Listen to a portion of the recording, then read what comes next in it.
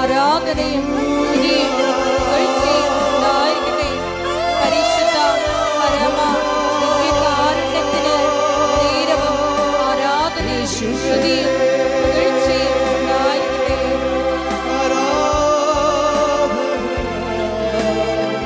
യേശുവേ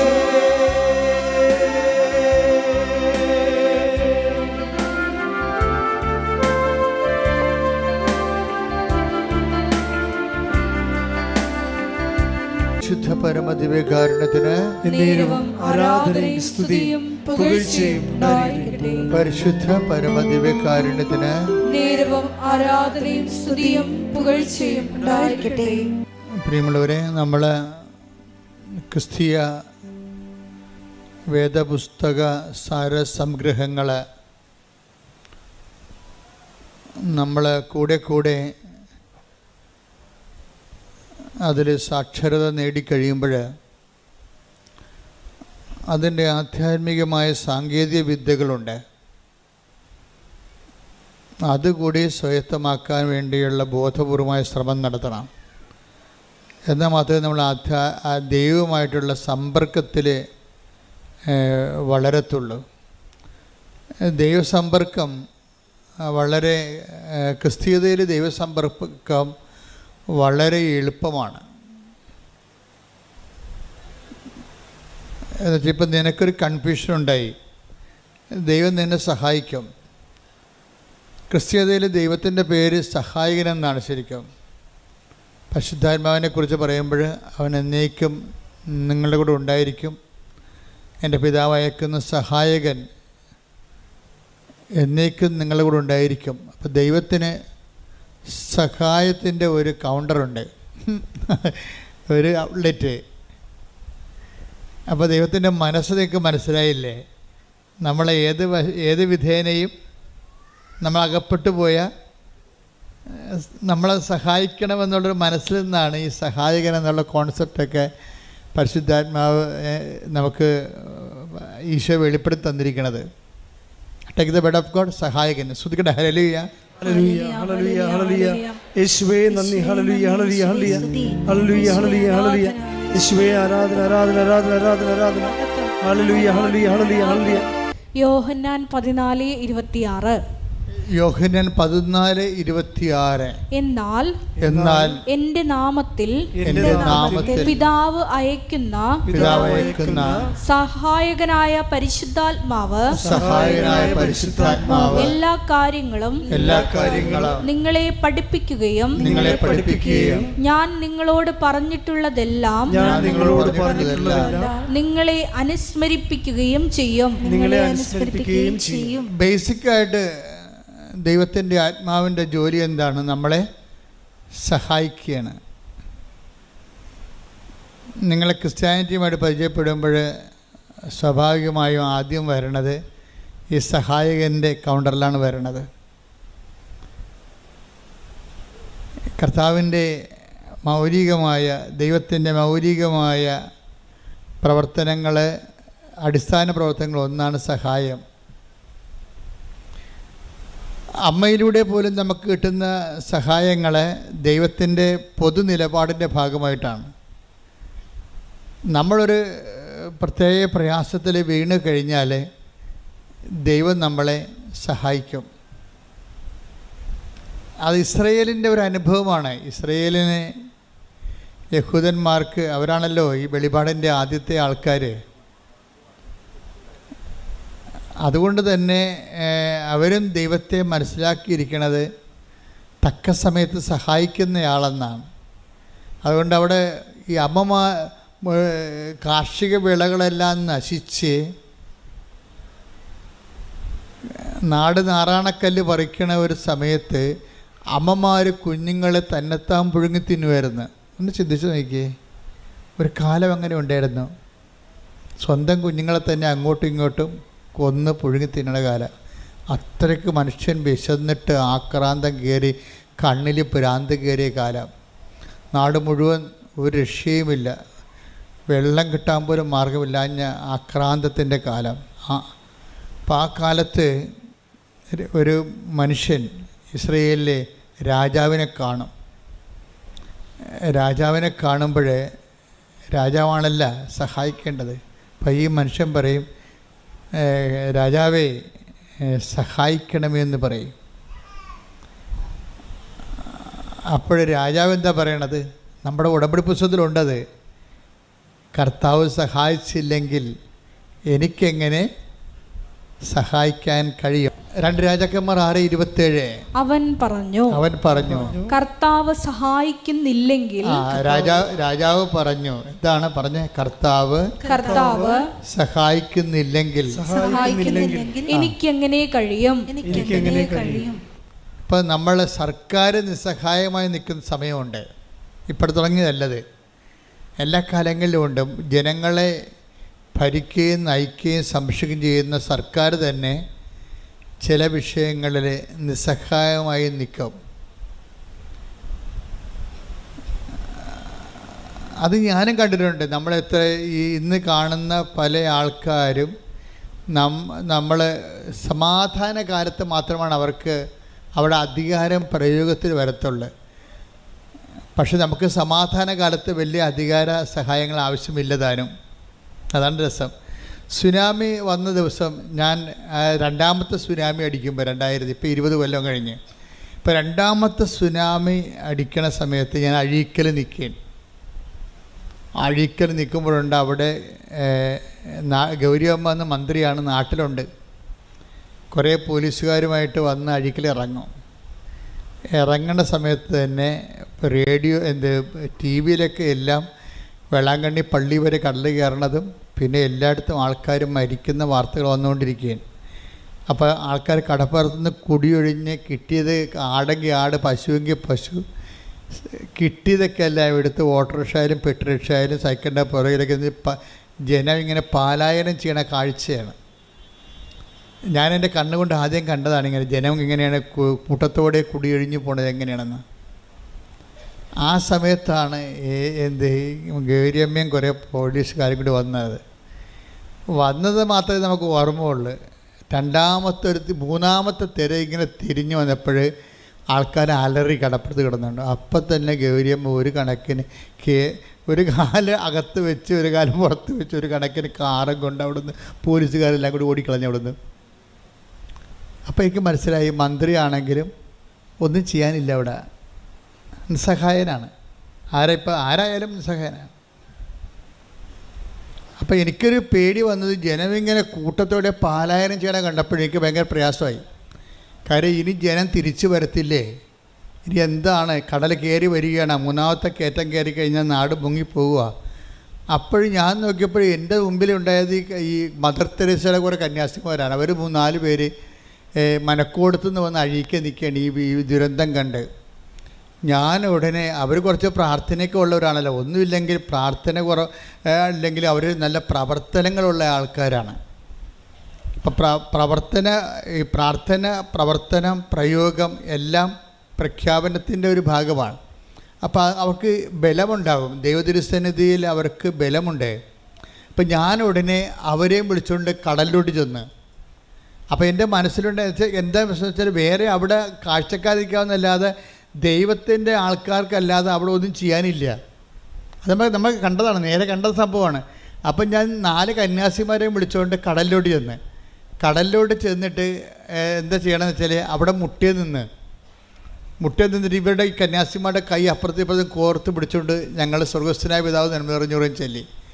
എന്നിട്ട് ഞാൻ പറഞ്ഞത് ഒറ്റ കാര്യമേ ഉള്ളൂ, കർത്താവേ, ജോബിൻ്റെ പുസ്തകത്തിൽ എഴുതിയിട്ടുണ്ട്, എന്താണ്? കടലിന് ഓടാമ്പൽ വെച്ചത് നീയാണെന്ന്. നീ ഇന്ന് ഓടാമ്പൽ വെച്ചില്ലെങ്കിൽ ഈ ജനം ഉണ്ടാകത്തില്ല. അതായത് കടലിന് ഓടാമ്പൽ വെക്കുന്നത് കർത്താവാണെന്ന് ജോബിൻ്റെ പുസ്തകത്തിലുള്ളതാണ്. ഈ വചനങ്ങൾ പഠിക്കുന്നതിൻ്റെ ഉദ്ദേശം തക്ക സമയത്ത് നമുക്കത് പ്രയോഗിക്കാൻ വേണ്ടിയാണ്. എൻ്റെ മനസ്സിൽ പരിശുദ്ധാത്മാവ് എൻ്റെ ഒരു സഹായം തന്നതാണ്. എന്താണ്? ഈ വചനം ഓർക്കടാ, ഈ വചനം ഓർത്ത് പ്രാർത്ഥിക്കാൻ പറഞ്ഞു.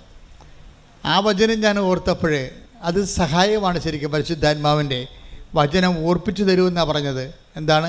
ഞാൻ പഠിപ്പിച്ചിട്ടുള്ള നിങ്ങളെ അനുസ്മരിപ്പിക്കുകയും ചെയ്യും. Take the bread of God. സ്തുതിക്കട്ടെ. ഹല്ലേലൂയ. യോഹന്നാൻ 14:26. യോഹന്നാൻ 14:26. എന്നാൽ എന്റെ നാമത്തിൽ പിതാവ് അയക്കുന്ന സഹായകനായ പരിശുദ്ധാത്മാവ് എല്ലാ കാര്യങ്ങളും നിങ്ങളെ പഠിപ്പിക്കുകയും ഞാൻ നിങ്ങളോട് പറഞ്ഞിട്ടുള്ളതെല്ലാം നിങ്ങളെ അനുസ്മരിപ്പിക്കുകയും ചെയ്യും. അപ്പൊ ഈ അനുസ്മരണ ഒരു സഹായമായിട്ടാണ് അവിടെ വെളിപാട് കൊള്ളണത്. നിങ്ങൾക്ക് തക്ക സമയത്ത് പ്രാർത്ഥിക്കാൻ വചനങ്ങൾ വേണം. കാര്യം നമ്മൾ വായിത്തൊന്നേ വിളിച്ച് പ്രാർത്ഥിക്കണ പോലെ അല്ല വചനം പ്രാർത്ഥിക്കണത്. വചനം പ്രാർത്ഥിക്കുമ്പോൾ വചനത്തിലുള്ളത് എല്ലാം ദൈവത്തിൻ്റെ വാഗ്ദാനങ്ങളാണുള്ളത്. അപ്പോൾ ഞാൻ നിങ്ങളെ അനുസ്മരിപ്പിക്കുമെന്ന് പറഞ്ഞു കഴിഞ്ഞാൽ വാഗ്ദാനമാണത്. അപ്പോൾ ദൈവം ഇപ്പം നമുക്കറിയാമല്ലോ, ബ്ലോക്കിലായാലും പഞ്ചായത്തിലായാലും നമുക്ക് ഇഷ്ടമുള്ള പോയി ചോദിക്കാൻ പറ്റത്തില്ല. ബ്ലോക്കിൽ ചെന്നിട്ടും പറയണേ എനിക്ക് ഓസ്ട്രേലിയയിൽ പോകണം, കുറച്ച് ലോൺ തരാൻ പറഞ്ഞാൽ പറയും അത് നിങ്ങൾ പോയാൽ ബാങ്കിൽ പോയി അന്വേഷിക്കാൻ പറയും. ബ്ലോക്കുകാരെ തരുക. ഇവിടെ വല്ല ഇറച്ചിക്ക് ഒഴിയുക, പശുവിനെ കുത്തുവെക്കുക, വല്ല പരിപാടി ഉണ്ടെങ്കിൽ ചെയ്യാം.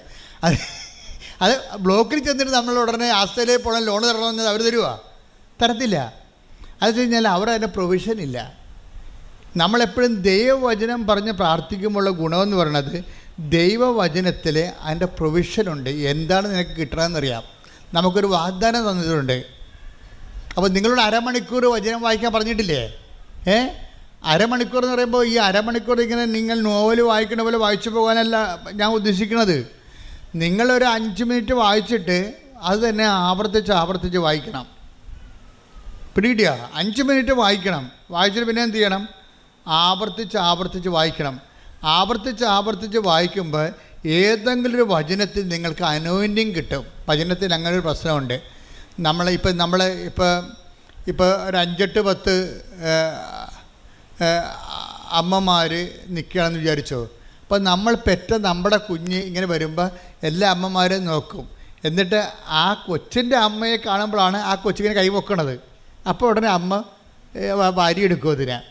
അതുപോലെ ചില വചനങ്ങൾക്ക് നമ്മളെ കാണുമ്പോൾ അഭിഷേകം ഉണ്ടാവും.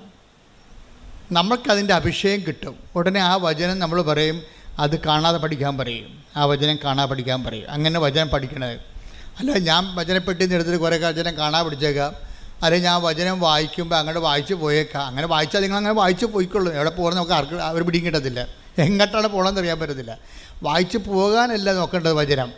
വചനം 5 മിനിറ്റ് എടുത്തിട്ട് അരമണിക്കൂർ 5 മിനിറ്റ് എടുത്തിട്ട് ആ വചനം റിപ്പീറ്റ് ചെയ്ത് വായിക്കണം. ആവർത്തിച്ച് വായിക്കണം. ഞാൻ ദൈവവുമായിട്ട് ഇടപഴകുകയാണെന്നുള്ള ബോധം ഉണ്ടാകണം. അല്ലാതെ ഒരു പുസ്തകം വായിക്കണം തോന്നരുത്. നമുക്ക് വായിക്കാം. അപ്പം അതുപോലെ ഒരു ബൈബിളും വായിക്കാം. അങ്ങനെ വായിച്ച അഭിഷേകം ഉണ്ടാകത്തില്ല.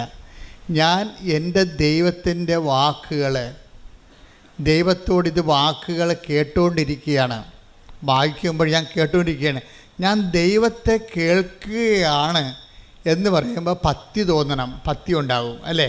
ഞാൻ ദൈവത്തെ കേൾക്കുകയാണ്, അല്ലെങ്കിൽ ദൈവം എന്നോട് സംസാരിക്കുകയാണ് എന്ന് നമുക്കൊരു ബോധത്തിൽ വേണം വചനം വായിക്കാൻ. 5 മിനിറ്റ് വായിച്ചിട്ട് പിന്നെ റിപ്പറ്റീഷൻ ആയിരിക്കണം അതിൻ്റെ. അങ്ങനെ റിപ്പറ്റീഷൻ ആയിക്കഴിഞ്ഞാൽ ഈ നമ്മൾ ആവർത്തിക്കുന്ന ഏതെങ്കിലും വചനത്തിൽ വെച്ച് നമുക്ക് ഒരു അഭിഷേകം ഉണ്ടാകും. അത് നമ്മുടെ മനസ്സിലിങ്ങനെ തങ്ങി നിൽക്കും. എന്നിട്ട് തങ്ങി നിന്നിട്ട് അതിങ്ങനെ അബീസിലേക്ക് പോകും. ചില സമയത്ത് അബീസിലേക്ക് പോയാലും അതിൻ്റെ കോഡ് അടിച്ചാൽ നമുക്കറിയാമല്ലോ, സെർവറിലേക്ക് നമ്മുടെ മാറ്റർ മൊബൈലിൽ സെർവറിലേക്ക് പോയാലും ശരി, നമ്മളതിൻ്റെ കോഡ് അടിച്ചു കഴിഞ്ഞാൽ ഉടനെ അത് തിരിച്ചു വരും ഇല്ലേ? എന്ത് വീഡിയോ ആണെങ്കിലും നമ്മളതിൻ്റെ കോഡ് അടിച്ച് കൊടുത്താൽ മതി. ഇതുപോലെയാണ് വചനം വായിച്ചാൽ ഒരു പ്രശ്നം ഉണ്ടായിക്കഴിയുമ്പോൾ പരിശുദ്ധാത്മാവ് നമ്മളെ സഹായിക്കും. ഈ പ്രശ്നത്തിന് ഈ വചനം വെച്ചാണ് പ്രാർത്ഥിക്കേണ്ടത്. അല്ലെങ്കിൽ നമ്മൾ വായി തോന്നണ പോലെ ഈ സ്വയം പ്രേരിത പ്രാർത്ഥന പോലെ വായി തോന്നണ കോതൊക്കെ പാട്ട് പോലെ എന്തെങ്കിലുമൊക്കെ പറഞ്ഞുകൊണ്ടിരിക്കും. അതല്ല, അത് മനുഷ്യൻ്റെ വചനമാണ്. പലപ്പോഴും ദൈവത്തോട് ഇടപെടുമ്പോൾ ദൈവത്തിൻ്റെ വചനം തന്നെയാണ് നമ്മൾ പറഞ്ഞ് പ്രാർത്ഥിക്കേണ്ടത്.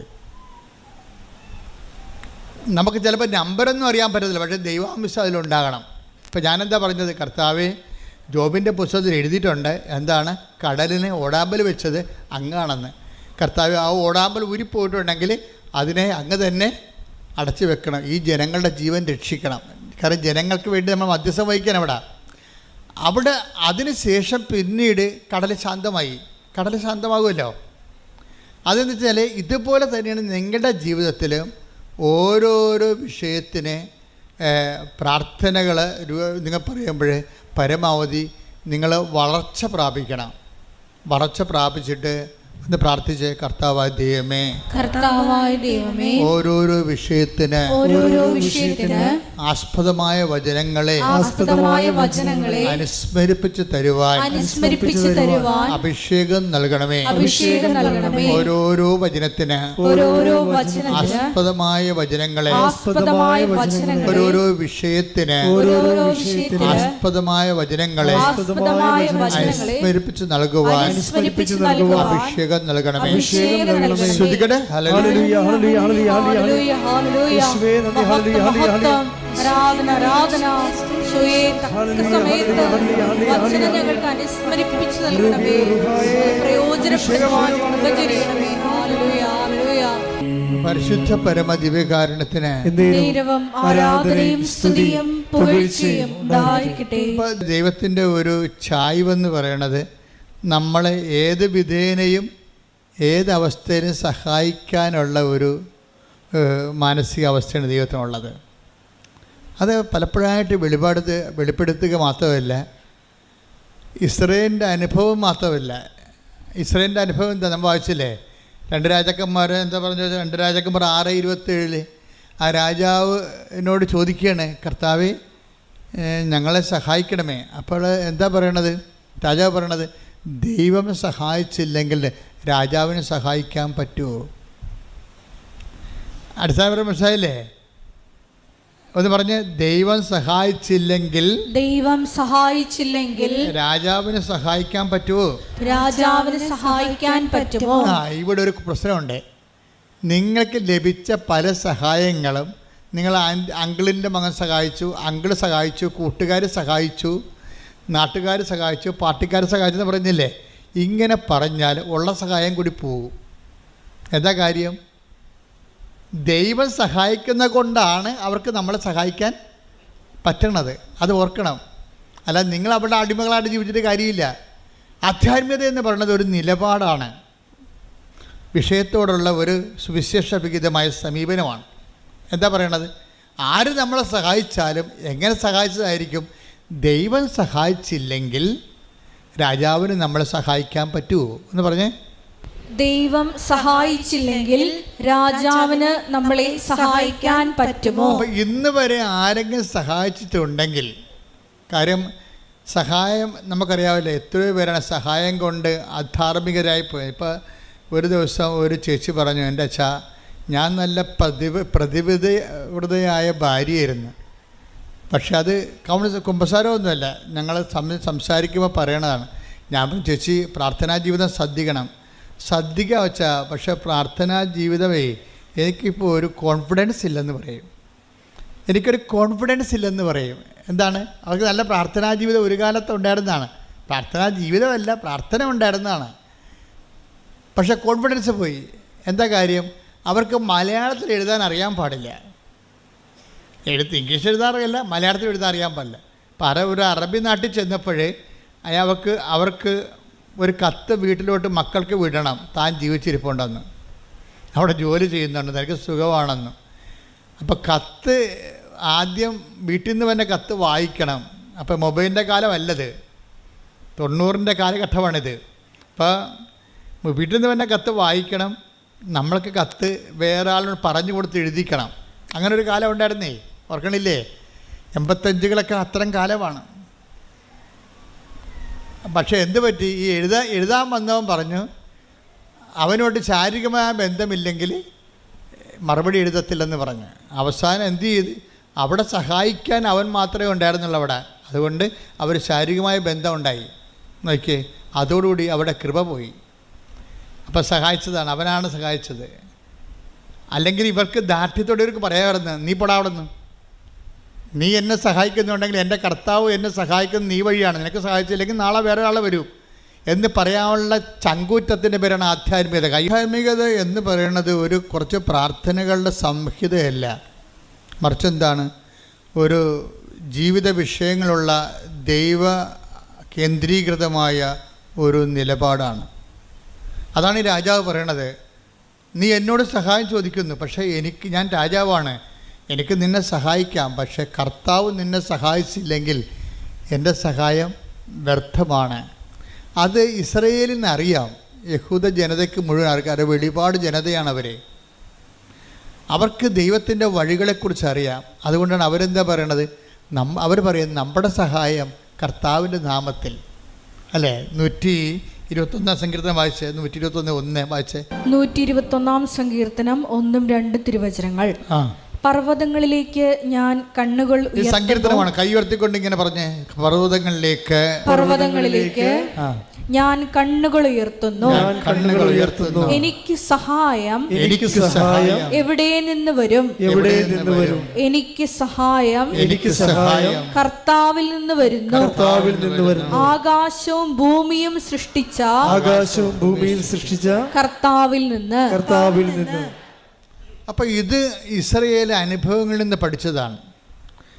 അപ്പം നിങ്ങളെടുക്കണം, ഇപ്പം നിങ്ങൾ ഉടമ്പടി കഴിയുമ്പോൾ ഒത്തിരിയേറെ ആൾക്കാർക്ക് അനുഭവങ്ങളും അതിശയങ്ങളും അനുഗ്രഹങ്ങളും സംഭവിക്കും.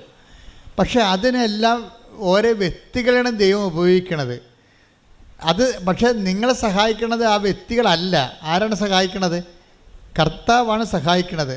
നിങ്ങൾ അറിഞ്ഞിട്ട് കർത്താവിനേക്കാൾ വലിയ ഭക്തി ആ വ്യക്തികൾക്ക് കൊടുക്കും. അങ്ങനെയാണ് നിങ്ങൾ പണി മേടിക്കണത്. മനസ്സിലായില്ലേ? നിങ്ങൾ ഉടമ്പടിയോട് കൂടി ഒത്തിരി പേര് നിങ്ങളെ സഹായിക്കും. ഒരു കാലത്തും ബന്ധമില്ലാത്ത, കണ്ടിട്ട് പോലും ഇല്ലാത്ത ആൾക്കാർ സഹായിക്കും. പക്ഷെ സഹായിക്കണത് എങ്ങനെയാണ്? പക്ഷെ ആ സമയത്ത് എന്താ സംഭവിക്കണത്? കർത്താവാണ് അവരെ നിങ്ങളെ സഹായിക്കണമെന്നുള്ള ബോധം നിങ്ങൾക്ക് ഉണ്ടാകണം. കാര്യം ക്രിസ്ത്യാനിറ്റിയിൽ അങ്ങനെ ദൈവങ്ങളൊന്നുമില്ല. കാണുന്നവരെല്ലാം ഭഗവാനെന്ന് പറയുന്നത് പൊതുധാരണയിൽ ഇന്ത്യൻ സംസ്കാരത്തിൻ്റെ ഭാഗമാണ്. പക്ഷെ വരുന്ന പ്രോബ്ലം എന്ന് പറയണത്, നമ്മൾ ഈ ചത്തുപോണ മനുഷ്യർ പലപ്പോഴും ഇവർ നമ്മളൊന്ന് സഹായിച്ചെന്നും പറഞ്ഞ് നമ്മൾ ഉടനെ എടുത്തവരെ ദൈവത്തിൻ്റെ സ്ഥാനത്ത് വെക്കും. നിങ്ങളെനിക്ക് ദൈവത്തെ പോലെയാണെന്ന് പറയും. അങ്ങനെ ഒരിക്കലും പറഞ്ഞു കഴിഞ്ഞാൽ അത് മാരകമായ പാപം, 1-ാം പ്രമാണ ലംഘനമാണ്. അതായത് നിൻ്റെ കർത്താവായ ദൈവം ഞാനാകുന്നു, ഞാനല്ലാതെ മറ്റൊരു ദൈവം നിനക്കുണ്ടാവരുത്. എന്താ കാര്യം? ദൈവത്തിൻ്റെ സ്ഥാനം അറിഞ്ഞോ അറിയാതെയോ അലപരാധികളായ മനുഷ്യർക്ക് കൊടുക്കും. അങ്ങനെ ഉണ്ടെങ്കിൽ അത് നിങ്ങൾ ആരായാൽ തന്നെയും നിങ്ങൾ ദൈവത്തോട് മാപ്പ് ചോദിക്കണം. പ്രാർത്ഥിക്കുക. കർത്താവായ ദൈവമേ, ഒരു സഹായം കിട്ടിയതിന്റെ പേരിൽ നിന്നെ മറന്ന് നിന്റെ മഹത്വം സൃഷ്ടിക്കപ്പെട്ട മനുഷ്യന് കൊടുത്തിട്ടുണ്ടെങ്കിൽ എന്റെ ജീവിതത്തിലെ ഞാൻ ആ തിന്മ ആവർത്തിക്കയില്ലെന്ന് പറഞ്ഞുകൊണ്ട് മാപ്പിനായി അപേക്ഷിക്കുന്നു. ആരാധന, മഹത്വം, മഹത്വം, ആരാധന, ആരാധന.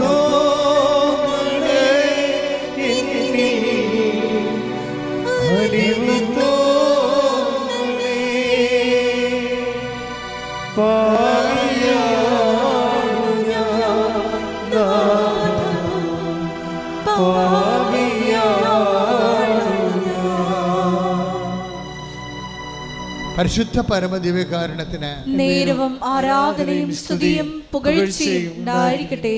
ഇതൊക്കെ നിങ്ങൾക്ക് അനുദപിക്കാനുള്ള അവസരമാണ്. ആശീർവത്തിൻ്റെയും ഉപ്പിൻ്റെയും ഒക്കെ പ്രയോഗങ്ങൾ നടത്തുന്നവർ എപ്പോഴും ശ്രദ്ധിക്കേണ്ടത്, നിങ്ങൾ അതൊക്കെ ചെയ്യുന്നതിന് മുമ്പ് വിശ്വാസത്തിൻ്റെ അകത്ത് ആ വിശ്വാസം കണ്ടന്റ് അല്പം മാത്രമുള്ള വിശ്വാസമുണ്ട്. ബാക്കിയുള്ളതെല്ലാം എന്താണ്? അല്പവിശ്വാസം എന്ന് പറഞ്ഞാൽ അർത്ഥം എന്താണ്? അല്പം മാത്രം വിശ്വാസം, ബാക്കിയുള്ളത് എന്താണ്? സംശയം. അതാണ് വിഷയം. അതാണ് അല്പവിശ്വാസി, നീ സംശയിച്ചത് എന്ത്? അപ്പോൾ വിശ്വാസമുണ്ട്, പക്ഷേ ഒരു 30%, 50% വിശ്വാസമുണ്ട്. പക്ഷേ 50% എന്താ ഉള്ളത്? സംശയമാണ്. ഇന്നലെ വേറെ ഒരു ലേഡി ഒരു സാക്ഷ്യം പറഞ്ഞിട്ടുണ്ട്. എന്ന് വെച്ച് കഴിഞ്ഞാൽ അവരുടെ സാക്ഷ്യം, ജിസ്മി ജിസ്മി മേരി റിസ്മി മേരി റെജി എന്നുള്ള ഒരു മോള് സാക്ഷ്യം വന്നിട്ടുണ്ട്. അവളുടെ സാക്ഷ്യത്തിന് തോന്നിയിരിക്കുന്നത് അവൾക്ക് അവൾ പഠിച്ചത് സൈക്കോളജിയാണ്. പക്ഷെ ഒരു നിമിഷം ഉടമ്പടി എടുത്ത് കഴിഞ്ഞപ്പോൾ അവളുടെ അമ്മ ഉടമ്പടിയിലാണ്. പക്ഷേ സൈക്കോളജിയുടെ ഉപരിപഠനം എടുത്ത് ഡോക്ടറേറ്റ് എടുത്തിട്ട് കോളേജൊക്കെ പഠിപ്പിക്കുക, അല്ലെങ്കിൽ ആ മേഖലയിൽ കൗൺസിലിംഗ് ഒക്കെ ആയിട്ട് പോവുക എന്നുള്ള ഉദ്ദേശമാണ് ഇവിടെ പണ്ട് മുതലെയുള്ള ഇവളുടെ ഒരു ആഗ്രഹമാണ്. പക്ഷേ കുറച്ച് കഴിഞ്ഞപ്പോൾ ഇവൾക്ക് ഒരു പെർപ്ലക്ഷൻ ഉണ്ടായി. എന്ന് വെച്ച് കഴിഞ്ഞാൽ ഞാനിത് കൊണ്ട് ഗതി പിടിക്കുമോ, എൻ്റെ കുടുംബത്തിലെ കടങ്ങളെ പരിഹരിക്കാൻ പറ്റുമോ എന്നൊക്കെ പറഞ്ഞ് അവൾക്ക് ഡൗട്ടായി കഴിഞ്ഞപ്പോൾ അവൾക്ക് പെട്ടെന്ന് ഇവൾ തീരുമാനം എടുത്ത് പറഞ്ഞ് നേഴ്സിംഗ് ആകാൻ പറ്റിയ പഠിക്കാമെന്ന് പറഞ്ഞു. അപ്പോൾ അമ്മയെ വിളിച്ചപ്പോൾ അമ്മയ്ക്ക് ഭയങ്കര സന്തോഷം.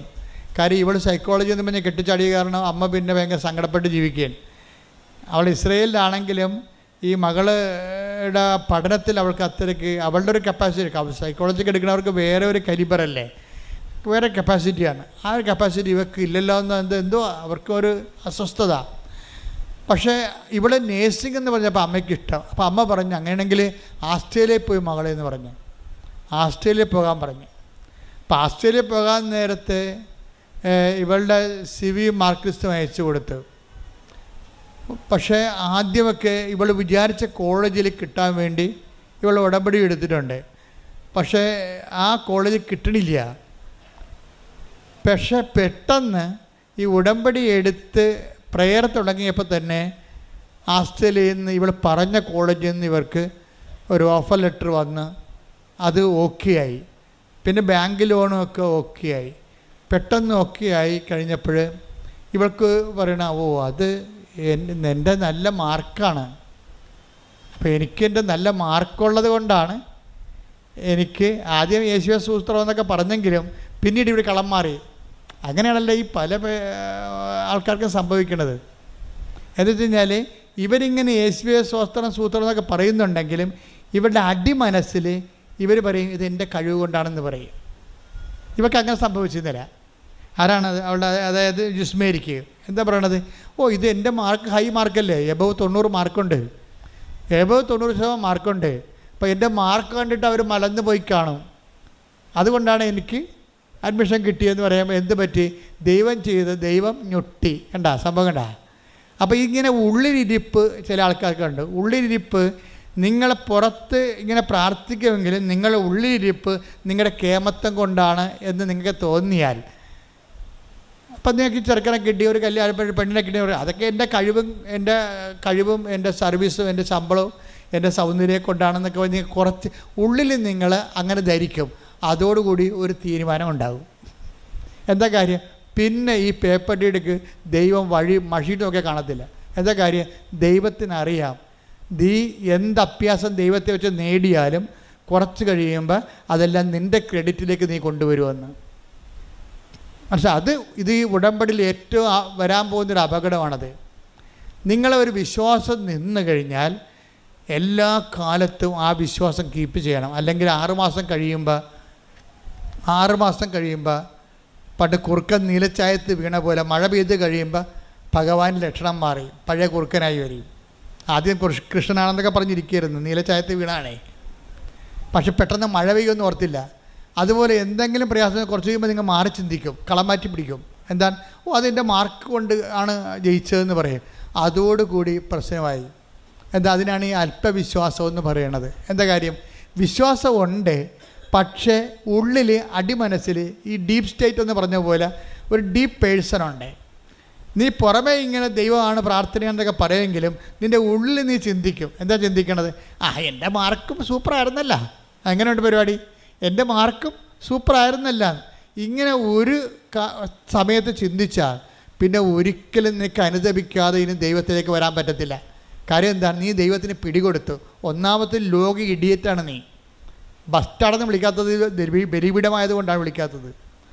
എന്നുവെച്ചാൽ പ്രശ്നം വെച്ച് കഴിഞ്ഞാൽ ലോക ഇഡിയറ്റാണ്.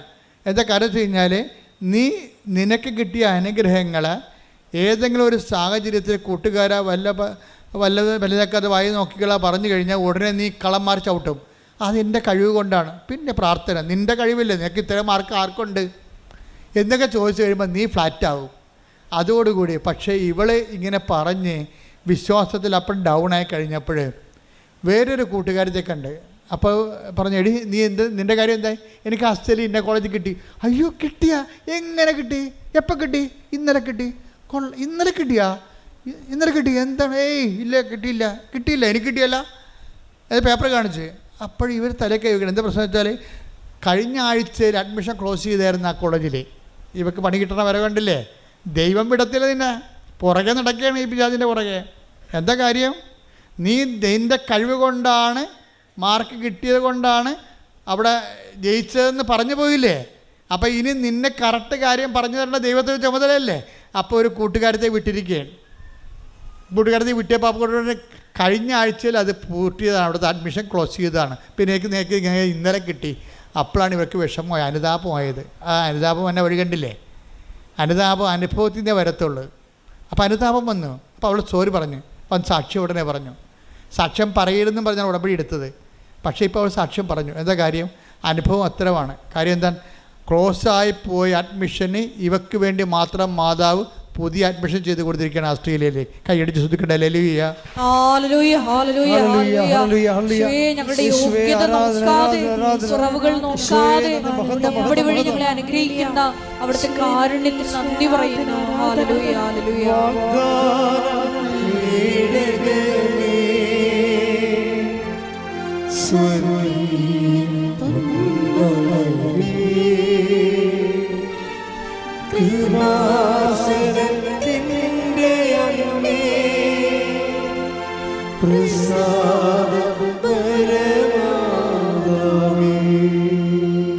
അപ്പം സംശയത്തിൻ്റെ കണ്ടൻറ്റുകളെ കറക്റ്റ് ചെയ്യാൻ നോക്കണം.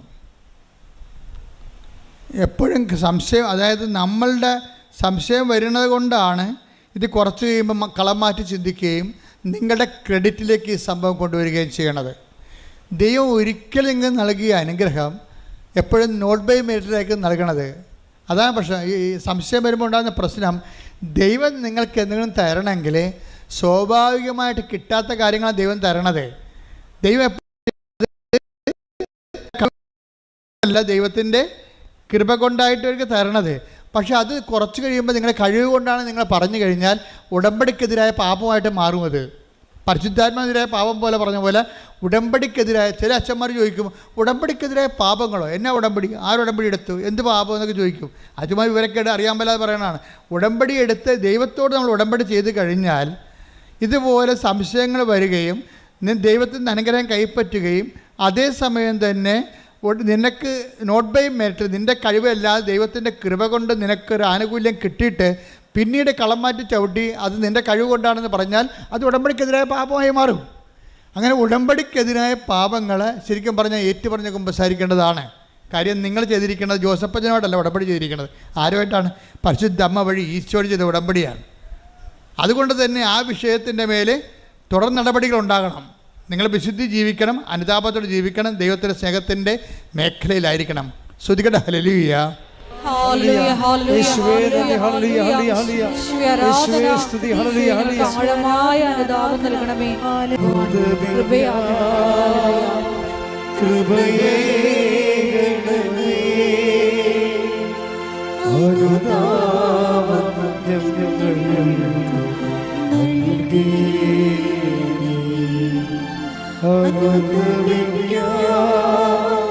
കൃപയേ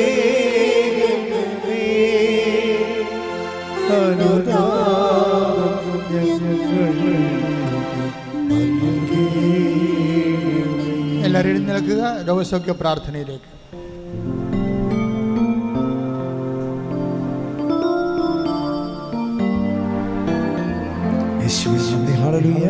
എല്ലാവരും സ്തുതിക്കട്ടെ. ഹല്ലേലൂയ, ഹല്ലേലൂയ.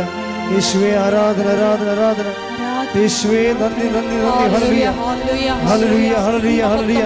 യേശുവേ മഹത്വം, മഹത്വം, മഹത്വം. ഹല്ലേലൂയ, ഹല്ലേലൂയ, ഹല്ലേലൂയ. യേശുവേ നന്ദി, നന്ദി. ഹല്ലേലൂയ, ഹല്ലേലൂയ, ഹല്ലേലൂയ, ഹല്ലേലൂയ. മഹത്വം, ആരാധന, ആരാധന.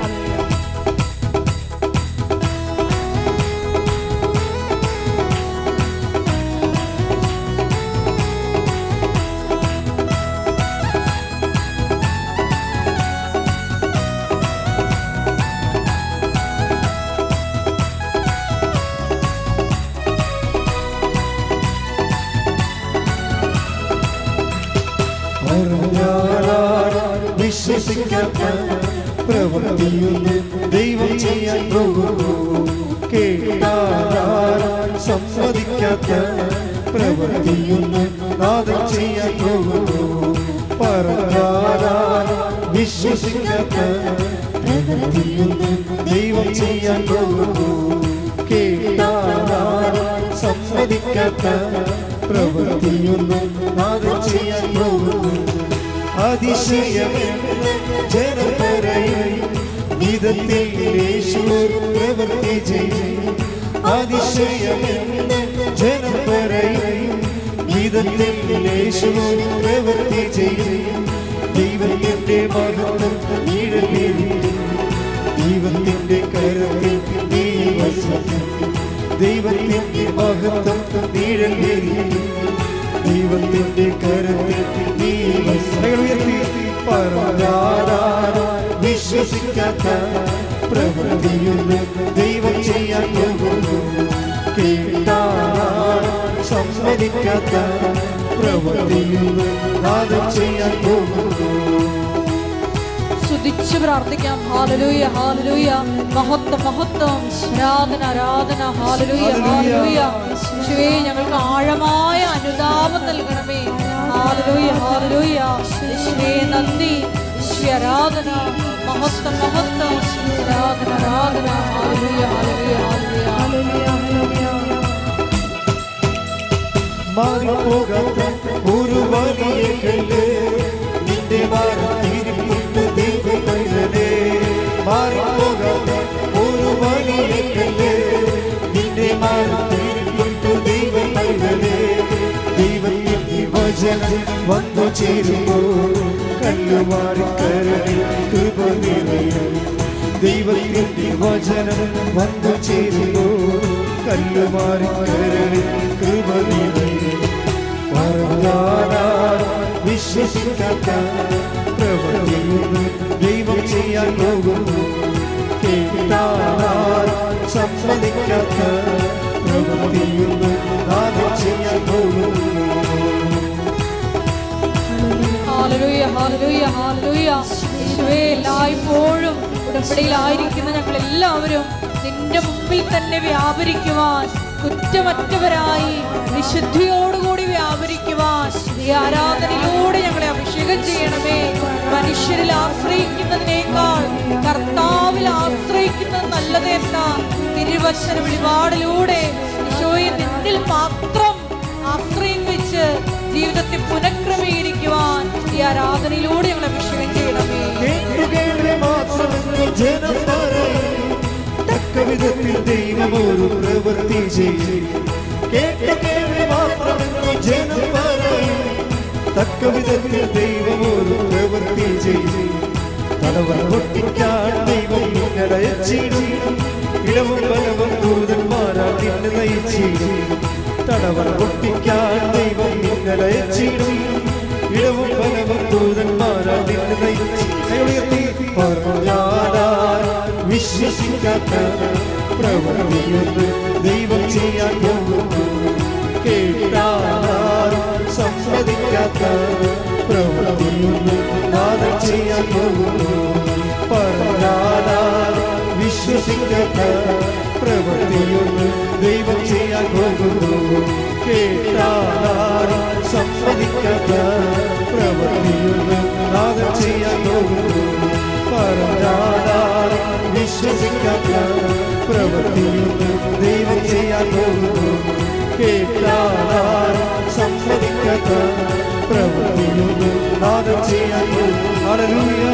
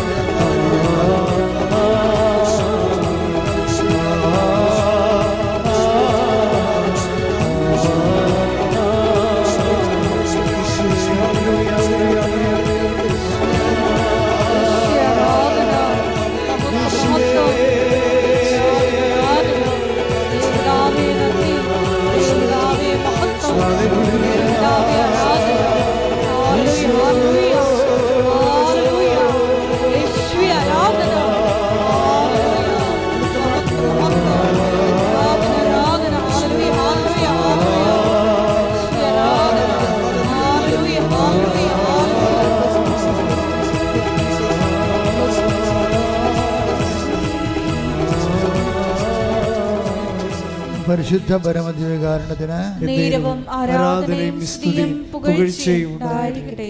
പരിശുദ്ധ പരമദിവ്യകാരുണ്യത്തിന് എന്നേരവും ആരാധനയും സ്തുതിയും പുകഴ്ചയും ഉണ്ടായിരിക്കട്ടെ. എൻ്റെ പ്രിയപ്പെട്ടവരെ, രോഗസൗഖ്യ പ്രാർത്ഥനയിലേക്കും ജീവിത ദുരിത തടസ്സ നിവാരണ പ്രാർത്ഥനയിലേക്ക് പ്രവേശിക്കുന്ന സമയമാണ്. ആദ്യമായി തന്നെ അഭിഷേകത്തോടെ അച്ഛൻ പറയുന്നത് ഏറ്റുചൊല്ലി പ്രാർത്ഥിക്കാം. കർത്താവായ ദൈവമേ, കർത്താവായ ദൈവമേ, അന്ധന് കാഴ്ച നൽകിയവനെ, ചെകിടന് കേട് നൽകിയവനെ, ഊമന് സംഭാഷണം നൽകിയവനെ, മഹോരോഗ്യ സുഖപ്പെടുത്തിയവനെ, തളർവാരോഗ്യ സുഖപ്പെടുത്തിയവനെ, മരിച്ചവനെ ഉയർപ്പിച്ചവനെ, നിന്റെ തിരുനാമത്തിന് സ്വസ്ത്രം ചെയ്യുന്ന കർത്താവേ, നിന്റെ തിരുമുറിവാർന്ന വലത് കരം അങ്ങയുടെ മക്കളുടെ മേൽ വെക്കണമേ. കർത്താവേ, അങ്ങയുടെ തിരുമുറിവാർന്ന വലത് കരം അങ്ങയുടെ മക്കളുടെ മേൽ വെക്കണമേ. സന്ധിബന്ധങ്ങളില് കർത്താവിന്റെ രക്തം നിറയട്ടെ. മാംസപേശികളില് കർത്താവിന്റെ രക്തം നിറയട്ടെ. രക്തഞരമ്പുകളില് കർത്താവിന്റെ രക്തം നിറയട്ടെ. എല്ലാ കോശങ്ങളും യേശുവിന്റെ നാമത്തില് തുള്ളിച്ചാടട്ടെ. എല്ലാ കോശങ്ങളും ഹല്ലേലൂയ പാടി യേശുവിന്റെ നാമത്തിൽ കുതിച്ചു ചാടട്ടെ. യേശുവിന്റെ നാമത്തില് മാരക രോഗങ്ങള്, യേശുവിന്റെ നാമത്തില് തീരാവേദികള്, യേശുവിന്റെ നാമത്തിൽ മഹാരോഗങ്ങള്, യേശുവിന്റെ നാമത്തില് മാറിപ്പോകട്ടെ.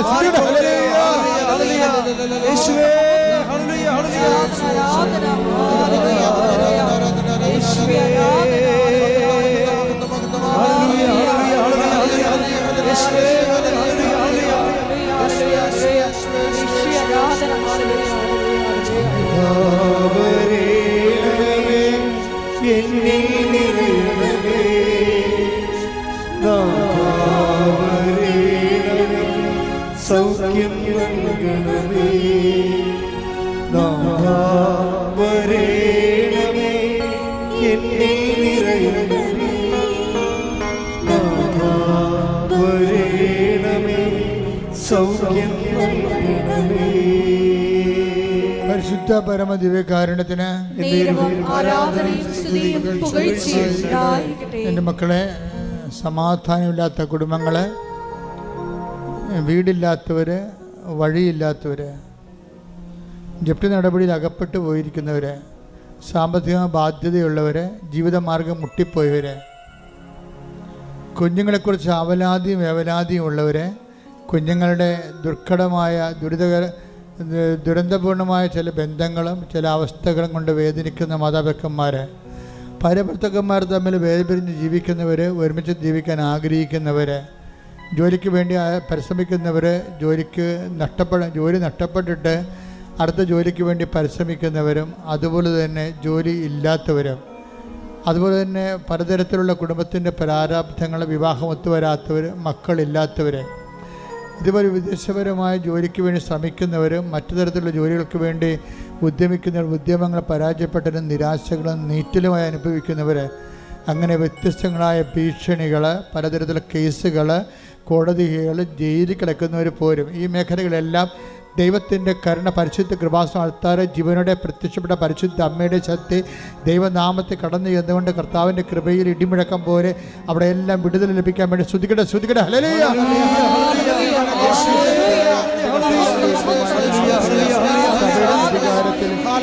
അടയാളത്തിൽ ദൈവത്തിൻ്റെ ശക്തിയാൽ, ദൈവത്തിൻ്റെ ശക്തി, ജീവിത ദുരിതങ്ങൾ, ജീവിത തടസ്സങ്ങൾ, മാർഗ തടസ്സങ്ങൾ യേശുവിന്റെ നാമത്തിൽ മാറിപ്പോകട്ടെ.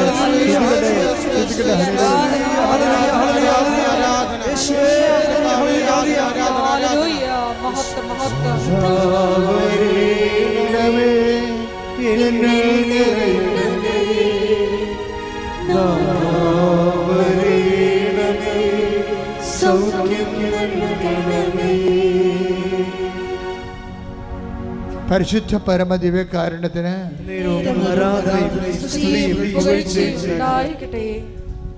എൻ്റെ പ്രിയപ്പെട്ടവരെ, വ്യക്തിപരമായ ആവശ്യങ്ങൾക്ക് വേണ്ടി പ്രാർത്ഥിക്കാനായി മുട്ടേ നിൽക്കുക. നിങ്ങൾ ഉടമ്പടി വെച്ച കാര്യങ്ങൾ, ഉടമ്പടിയിൽ വെക്കാൻ പോകുന്ന കാര്യങ്ങൾ ഇപ്പോൾ പരിശുദ്ധ അമ്മയുടെ മാധ്യസ്ഥത്തിൽ ഓൺലൈനിലുള്ളവർ സമർപ്പിക്കുക. പരിശുദ്ധ അമ്മയുടെ മാധ്യസ്ഥ ഈശോയ്ക്ക് സമർപ്പിക്കുക.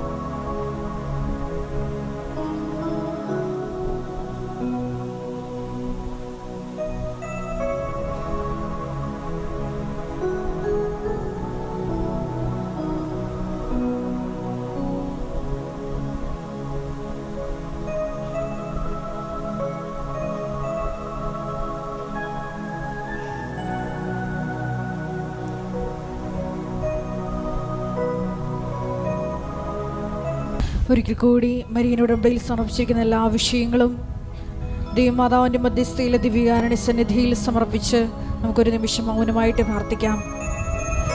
ഈശോയെ, ആദ്യ സ്നേഹത്തിലേക്ക് തിരിച്ചു പോകുവാൻ, അനുതാപം നിറയുന്ന മനസ്സുമായി നിന്നിലേക്ക് തിരിച്ചു വരുവാൻ ഈശോയെ ഞങ്ങൾക്കൊരു അവസരം നൽകണമേ എന്ന് പ്രാർത്ഥിക്കുന്നു. ഈശോയെ, പശ്ചാത്തപിക്കാൻ നീ ഞങ്ങൾക്ക് തന്ന അവസരങ്ങളെ നഷ്ടപ്പെടുത്തിയതിന് മാപ്പ് ചോദിക്കുന്നു. മേലിൽ ഈശോയെ പശ്ചാത്തപിക്കാനുള്ള അവസരങ്ങൾ കിട്ടുമ്പോൾ തൽക്ഷണം നിന്നെ അനുധാവനം ചെയ്യുവാൻ, ഈശോയെ നിന്നെ സ്വന്തമാക്കുവാൻ ഈ ആരാധനയിലൂടെ ഞങ്ങളെ അഭിഷേകം ചെയ്യണമേ എന്ന് പ്രാർത്ഥിച്ചുകൊണ്ട് ശിരസ്സ് നമിച്ച് നമുക്ക് വികാരുടെ നാഥൻ്റെ ആശീർവാദം സ്വീകരിക്കാം.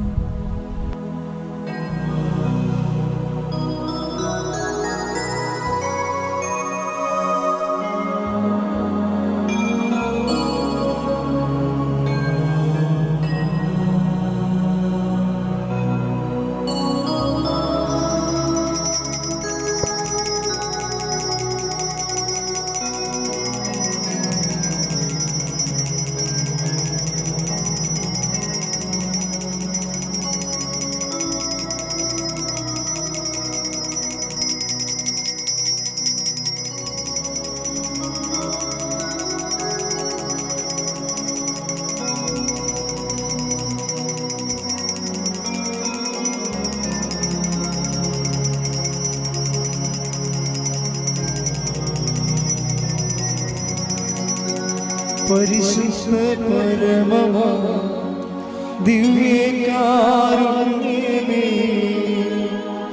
എന്നുമെന്നും അങ്ങേക്ക് ആരാധന.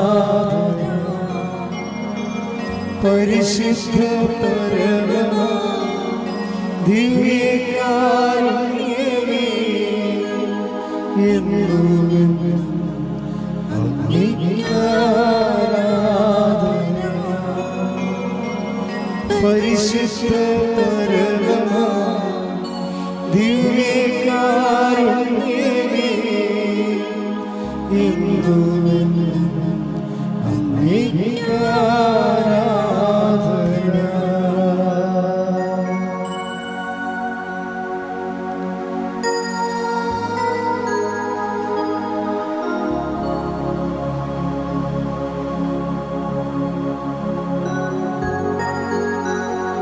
പരിശുദ്ധ പരമമാ ദിവ്യകാരുണ്യമേ,